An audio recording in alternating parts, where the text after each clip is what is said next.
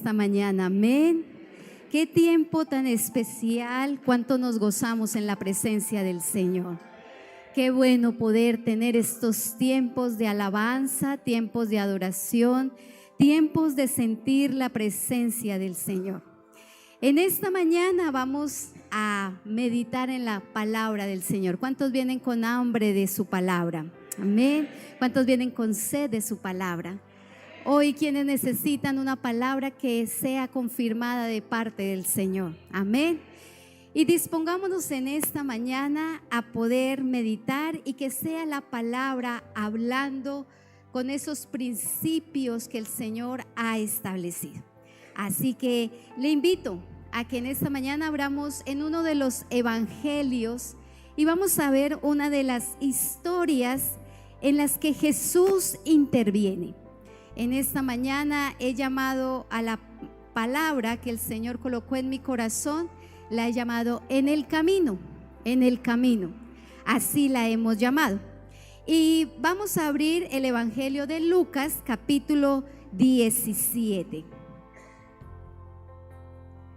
Versículo 5, vamos a leer dos versículos, el versículo 5 y el versículo 6. Amén. ¿Cuántos tienen ya la palabra? Lucas 17. Dice: dijeron los apóstoles al Señor: aumentanos la fe. Entonces el Señor dijo: si tuvieras fe como un grano de mostaza, podrías decir a este sicómoro: desarráigate y plántate en el mar, y os obedecería. En Lucas hay un encuentro entre Jesús, y la historia que vamos a ver es con los discípulos. Y los discípulos le dicen a Jesús: Jesús, aumentanos la fe. Es un deseo que tienen estos que han acompañado al Señor y le dicen: queremos que nos aumentes la fe. Entonces Jesús les dice: bueno, si tuvieran fe, podrían hacer cosas sobrenaturales, cosas que serían ilógicas, como la que le dice Jesús. Podrían, si tuvieran fe como el grano, que es muy pequeño, pueden decirle a un árbol que se desarraigue y se coloque en otro lugar. Eso es algo ilógico. ¿Alguna vez usted ha visto un árbol desarraigarse, caminar y hacerse en otro lugar? Quizás en las películas, quizás en las cosas fantásticas. Pero Jesús compara con algo que no tiene razón a la fe, porque la fe no tiene razón. La fe es algo ilógico, sobrenatural en nuestro concepto humano, pero en el concepto de Dios tiene mucho que ver con la fe.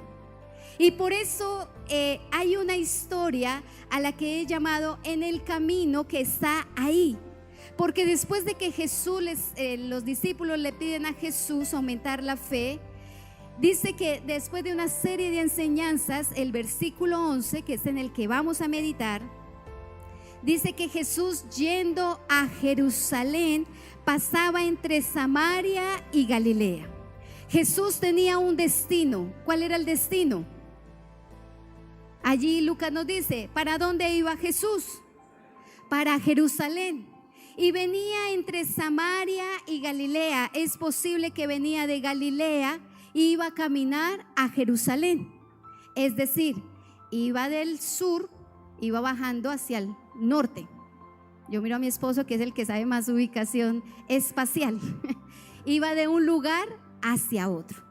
Y en ese camino que iba Jesús, dice que al entrar en una aldea, le salieron al encuentro ¿cuántos hombres? 10 hombres, pero no hombres cualquiera. Ellos tenían una característica, los 10 tenían una característica en común. ¿Cuál era? Eran leprosos. Sabemos que leía que la lepra no es como la que conocemos hoy día, porque la que conocemos hoy día, la lepra, está mediada por los medicamentos. Pero la lepra de aquel entonces era una enfermedad de piel, una enfermedad que dañaba todo lo que era la parte linfática, dañaba la piel, las células y deterioraba los músculos. A tal punto era una enfermedad de piel que la persona que tuviera esta enfermedad olía a feo. Era una persona que perdía la sensibilidad porque llegaba a tal punto que se morían los nervios. Entonces afectaba los cartílagos de las orejas y de la nariz. Por eso alguien que sufriera de la enfermedad de piel o de lepra podía estar hablando y ¡pim!, se le caía la nariz. ¿Algunos se acuerdan del señor Papa? Que uno le ponía la nariz y las orejitas un muñequito así.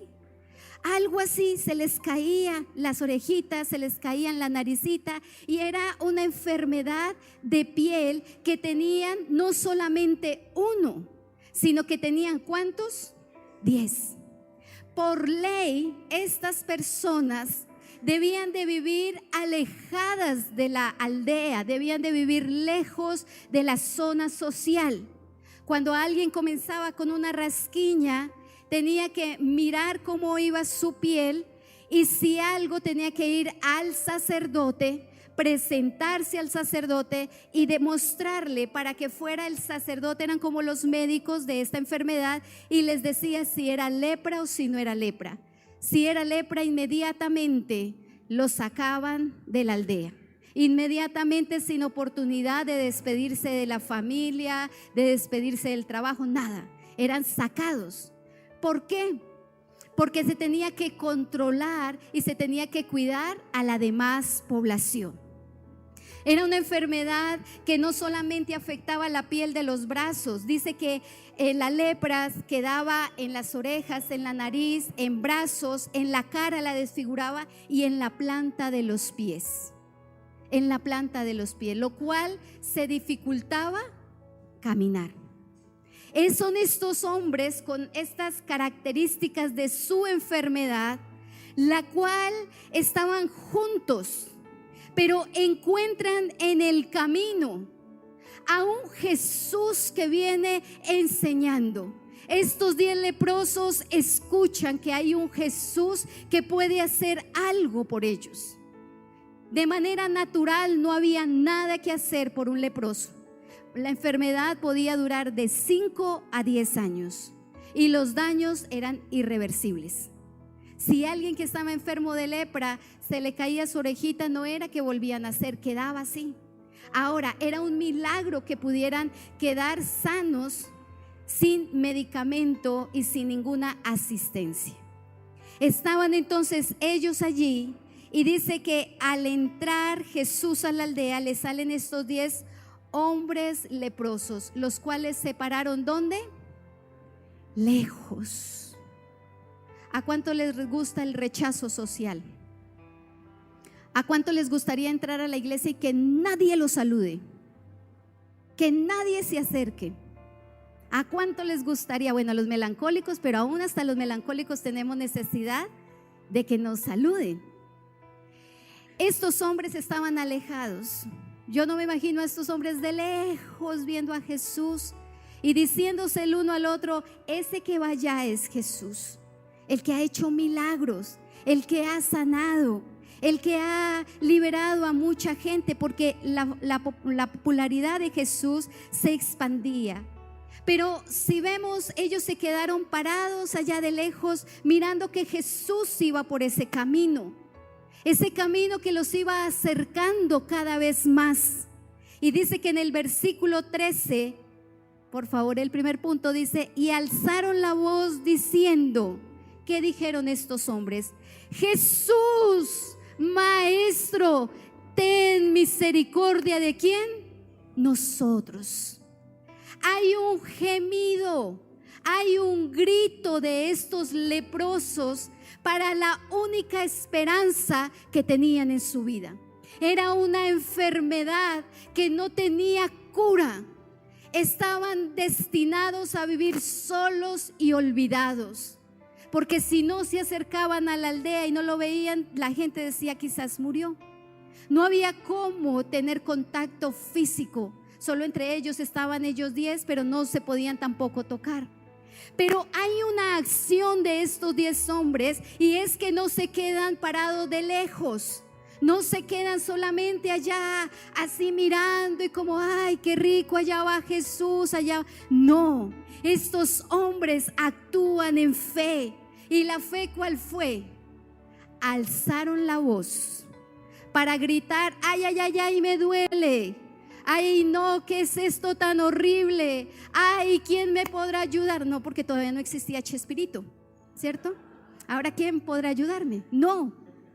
Lo que ellos alzan la voz diciendo es: Jesús, Salvador, aquel que ha sanado, Maestro.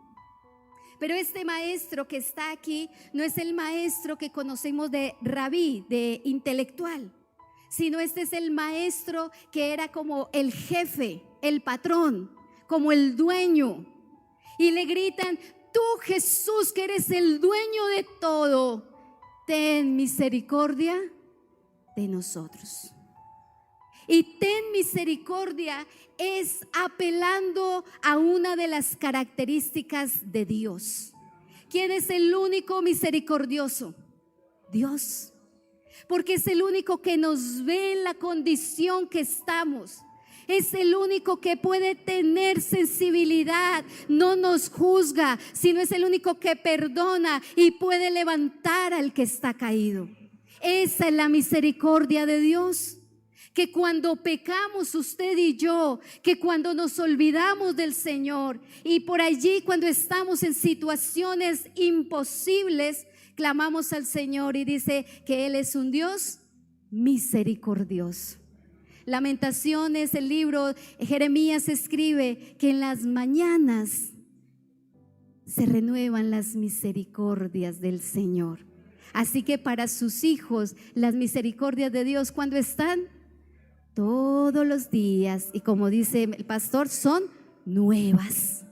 Estos leprosos le dicen entonces a Jesús: ten misericordia de nosotros. Ellos van, no solamente se quedan de lejos, sino que se acercan al camino. ¿A cuál camino? Al camino que es Jesucristo. Él nos enseñó: yo soy el camino, la verdad y la vida. Y por eso Lucas dice que yendo por el camino es donde estos leprosos claman a Jesús. A veces necesitamos saber que estamos en el camino, pero no en cualquier camino. ¿Sabe qué dijeron los romanos cuando extendieron todo su imperio por todo el mundo conocido? Todos los caminos llevan a Roma. Porque esa fue una de sus estrategias militares, abrir caminos, no cualquiera, sino caminos que de todos lados llegaran. Pero resulta que en el concepto bíblico no hay varios caminos. En lo que Dios nos ha enseñado no es que podamos tener opciones de caminos, sino solamente hay un camino que se llama Jesucristo. Y es ese camino al que nos acercamos, no como los leprosos que están lejos, sino que vienen actuando en fe. Sabe que usted y yo quizás podamos decir: bueno, pero nosotros no estamos leprosos. Yo le decía a mi esposo: vengo con una enfermedad en los brazos que se me aclara la piel. Yo quisiera que se me aclarara todo el cuerpo, pero solo se me aclaran los brazos, no más. Entonces el médico me ha atendido y me ha dado medicina. Y a veces cuando uno extiende el brazo, cuando yo extiendo el brazo, se quedan mirándome las manchitas y se quedan ahí como: ¿qué será? Entonces yo siempre digo: tranquilo, que no es lepra. Saludo, como a 2, 3 les he dicho. Si esto es algo que me rasca, me pica y que a veces me incomoda, yo pensaba en este pasaje y decía: pobres hombres, ¿cómo los mirarían? ¿Cómo se sentirían? ¿Cómo estaban las emociones de estos hombres? ¿Cómo estaba su salud mental? ¿Cómo estaban ellos hasta espiritualmente? Pero hubo un día que el camino apareció en el camino de ellos para que ellos pudieran actuar en fe. ¿Podemos nosotros actuar en fe frente a las circunstancias? Quizás nosotros decimos, eso es ilógico, como aquí el Señor Jesús decía de el árbol se moviera. Pero ¿sabe que cuando actuamos en fe suceden cosas maravillosas? Cuando decidimos acercarnos al Señor y creerle y decirle, Señor, ten misericordia de mí. Todos necesitamos la misericordia del Señor, todos. Y cuando nos podemos acercar, mire qué pasa, versículo 14. Cuando Él los vio, le dijo, id, mostraos a los sacerdotes. Y aconteció que mientras ellos iban, ¿fueron qué? Limpiados. No solamente en el camino se dan pasos para actuar en fe, sino que también en el camino, por favor el punto 2, en el camino se aprende a obedecer. En el camino se obedece. Y esta es de las maneras que diríamos nosotros poco comunes de lo que Jesús actuaba. Porque Jesús los vio, Jesús los escuchó, no se acercó a ellos, sino les dio una sola instrucción, una sola. Y les dijo, id, ¿y qué hagan? Vayan a Jerusalén. Dice, mostraos a los sacerdotes, mostraos a los sacerdotes. Y ya les dije, ¿dónde estaban los sacerdotes? En Jerusalén. Ellos no estaban en Jerusalén, ellos estaban entre Galilea y Samaria. Se dice que aproximadamente del lugar de donde ellos estaban hasta Jerusalén era un promedio de 180 kilómetros. O sea, como de aquí hasta ¿dónde? Hasta San Luis. ¿Hasta dónde? Pereira, más o menos. Más o menos. O sea, ellos no estaban aquí en la esquina y le dijo, vaya, acérquense a los sacerdotes, que eran unos pasitos ahí. Jesús les dice, id y preséntense a los sacerdotes. Tenían que caminar. Y recuerdan que una de las características de la lepra era que afectaba orejas, nariz, brazos y ¿qué más? Pies. Ahora Jesús con misericordia le dice, id, camínense hasta Armenia y preséntense a los sacerdotes. Yo le pregunto, si el Señor le dijera, camine en la condición que estaban estos leprosos, ¿iríamos? Está ahí, ¿cierto? No nos ha tocado.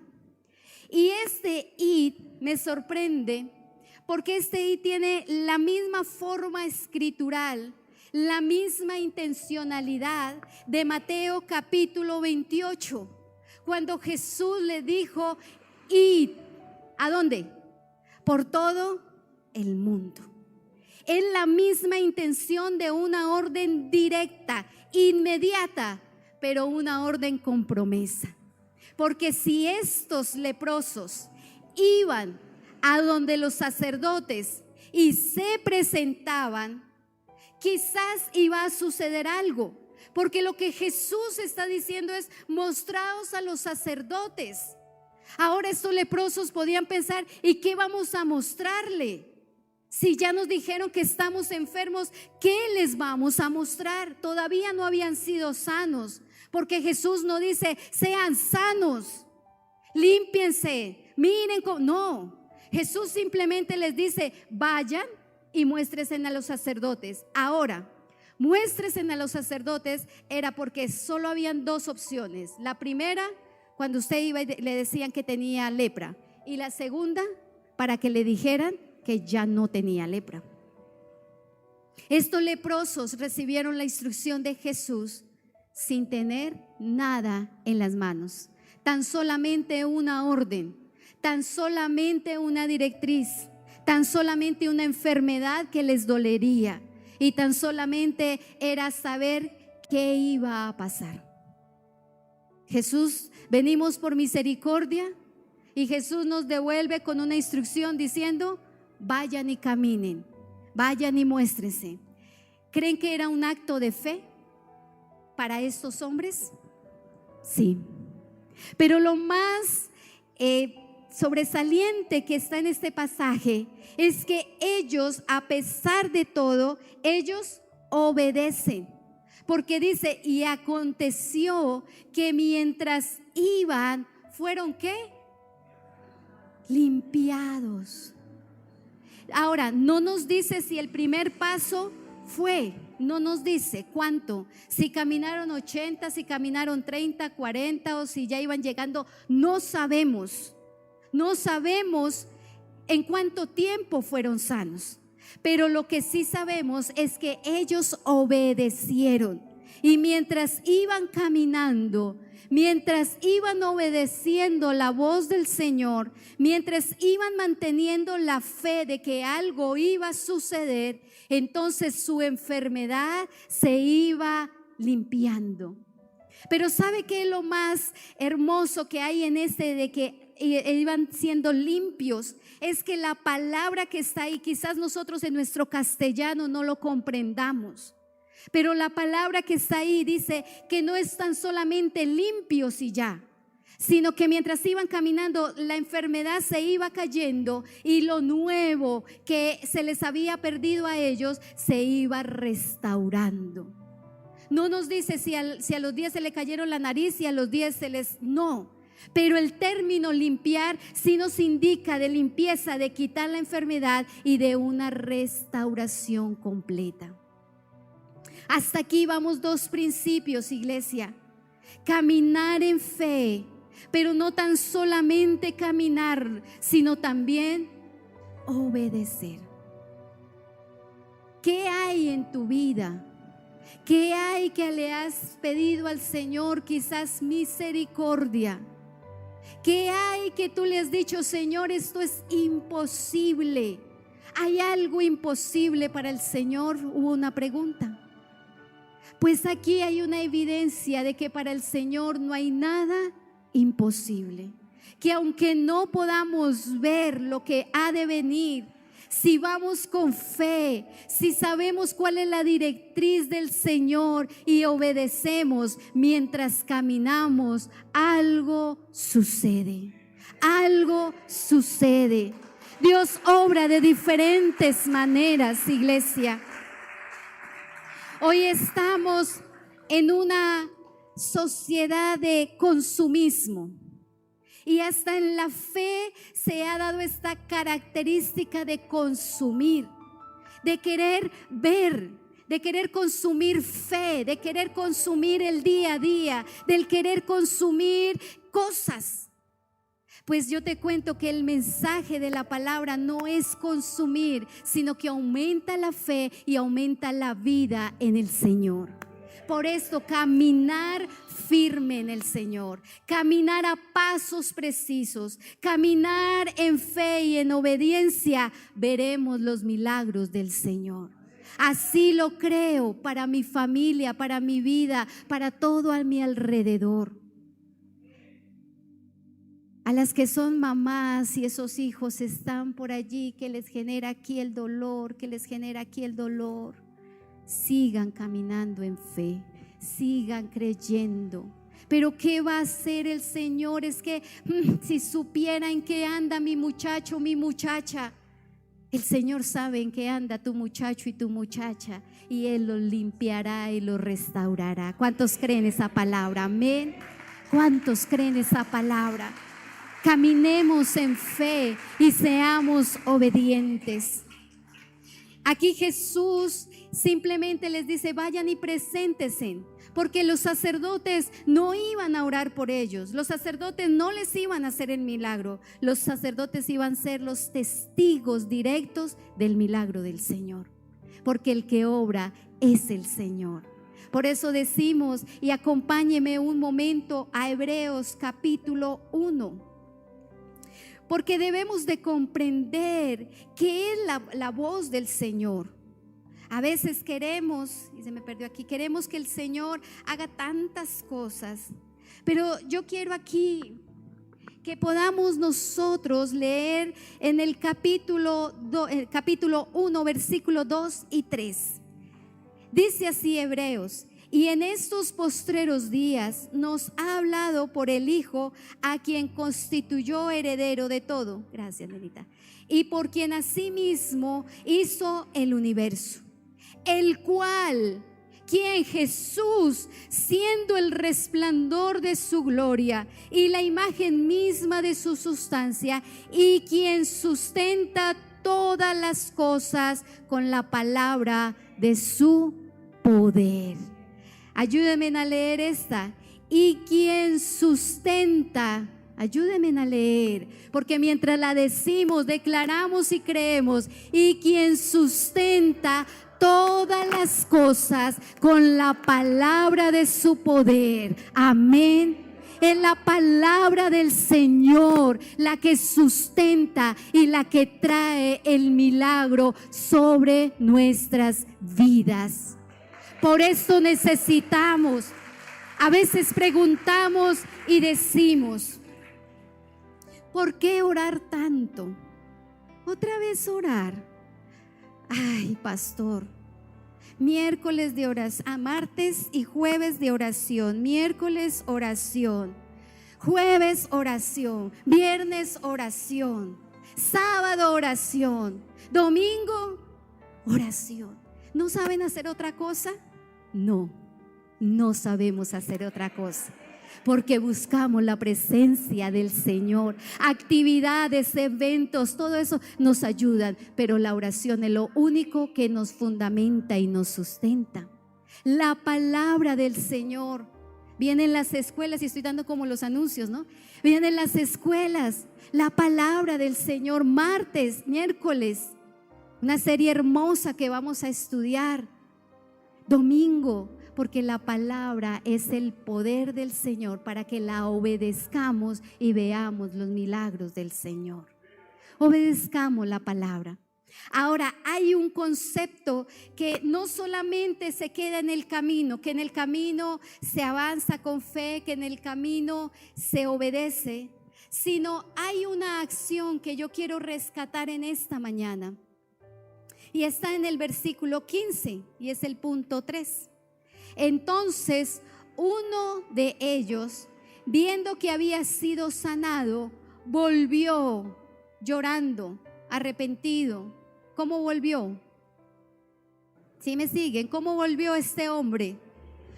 Glorificando a Dios a gran voz, y se postró rostro en tierra a sus pies, dándole gracias. Y este era samaritano.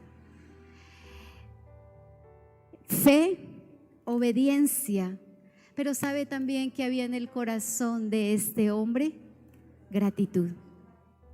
10 hombres tenían fe, 10 hombres obedecieron. Los 10 fueron limpios. Lucas nos dice, nos dejó en las buenas películas, continuará. No supimos, pero lo que sí sabemos es que uno se dio cuenta de que cuando iba caminando ya sus manos ya no le picaba, ya no le dolía, ya iba como pasando algo nuevo en él. Entonces cuando él se da cuenta de la sanidad, ¿qué hace? Sale corriendo a buscar a su familia y a gritar mamá. No, él no sale corriendo a buscar lo suyo o a buscar su casa o a buscar todo lo para mostrar, sino que él dice que glorificando a Dios se volvió a buscar ¿a quién? A Jesús. Y cuando ve a Jesús, postra su rostro a tierra y le agradece por el milagro que le da. Sabe que este es uno de los principios que debemos rescatar en este tiempo, la gratitud, porque todo pensamos que lo merecemos. Pensamos que todos nosotros debemos de tenerlo porque somos hijos del rey y lo pisoteo fuerte con mi pie, entonces deben de llegar para mí las promesas. Pues te digo que sin fe y sin obediencia y sin gratitud no se cumplirá la palabra del Señor, porque Él espera eso de nosotros. Gratitud. Yo no le puedo mandar al rey de la tierra y al soberano, decirle te ordeno que me... No, esperen. Padre, Señor, te adoro, te alabo, te glorifico. Esa es la acción de gratitud. ¿Sabe que los padres estamos siendo un poco irresponsables en eso? Como siempre, mi cápsula de familia. Estamos siendo irresponsables porque la generación de hoy día se les está olvidando los principios. ¿Cuánto estuvimos con los principios de Carreño? No, las normas de Carreño, ¿no? ¿Cómo? Hasta a mí me olvidó, ¿sí vio? ¿Urbanidad de qué? De Carreño. ¿Sí, alguno? Yo lo tuve. Principios dentro de ellas, y algunos hacen cara como de ¿qué? Bueno, existía un librito que se llamaba Urbanidad de Carreño, y esta nos decía que cuando yo quiero algo, ¿cómo se dice? Por favor. Y cuando alguien me hace un favor, ¿qué tenemos que responder? Gracias. Gracias. Que cuando llegamos a un lugar decíamos ¿cómo? Buenos días. Que si había alguien mayor a mí, ¿cómo se decía? Sí, señor, o no, señor. Hoy día los muchachos piensan que es por derecho, rapan. Ayer mi hija le rapó algo a mi esposo y yo hice como, mi esposo la llamó y le dijo, venga, le enseño que esto no se rapa. ¿Por qué? Porque es en casa donde aprendemos este principio de la gratitud, que no, los niños no son merecedores de todo. Los papás, algunos papás nos criamos en ambientes donde no lo teníamos todo, donde nos tocó la canción de mamá, ¿se acuerdan? Esa nos tocó a más de uno. Y hoy día pensamos que si nosotros, duro trabajamos, que si nos damos y si les damos todo lo que quieran, ellos van a ser felices. ¿Y sabe qué me hacía a mí feliz? Cuando mi mamá me recordaba que tenía que decir gracias, porque me lo recordaba o me lo recordaba. Porque hoy día me puedo acercar y puedo decirle, Señor, gracias, porque no soy merecedora de nada. Señor, gracias por lo que tú haces. Señor, gracias. Fueron 10 hombres, 10 que clamaron por perdón y misericordia. 10. ¿Y cuántos llegaron? Uno nomás dio gracias. Aprendamos el valor del agradecimiento. Aprendamos ver lo bueno. David, mientras estaba aquí ministrando la alabanza, él hacía una oración y decía, demos gracias porque no hay, demos gracias porque no tenemos, demos gracias porque sabemos que Dios lo va a dar, pero que ya vendrá. Demos gracias en todo tiempo. Porque es que yo no puedo agradecer solamente cuando estoy bien. Yo no puedo agradecer cuando estoy cómoda.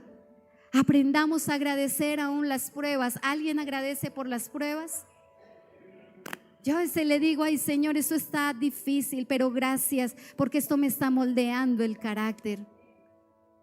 Uno glorificó a Dios a gran voz. Y era no de los 9 judíos, uno samaritano. Y fue ese extranjero el que glorificó al Señor. Dice en el versículo 17, respondiendo Jesús dijo, ¿no son 10 los que fueron limpiados? ¿Y los 9 dónde están? No hubo quien volviese y diese gloria a Dios, sino este extranjero. ¿Cuántos de los que estamos aquí somos como ese uno que puede volver al Señor y agradecer por todo lo que tenemos? ¿Cuántos podemos decirle, Señor, gracias? Gracias por la dificultad, gracias por la prueba, gracias por ese hijo, por esa hija, gracias por ese esposo, por esa esposa. Gracias, porque en medio de todo, mis amados, nosotros estamos bajo la misericordia del Señor. Y mientras tengamos su misericordia, podemos aprender a ser agradecidos. En la última, no es un punto, pero es una conclusión. Y le dijo Jesús, levántate, vete, tu fe te ha salvado. ¿Y qué es tu fe te ha salvado? Que solamente En el camino hay salvación. Solamente en Jesús hay salvación. Iglesia, aprendamos a tener fe. Aprendamos a obedecer al Señor. Aprendamos a ser agradecidos con el Señor. Y la luz de su salvación siempre brillará. Por favor, pasan la otra imagen. Y le pido a la iglesia en esta mañana, como leía Shirley al iniciar esta celebración, bendice, alma mía, ¿a quién? A Jehová, y no te olvides de ninguno de sus favores.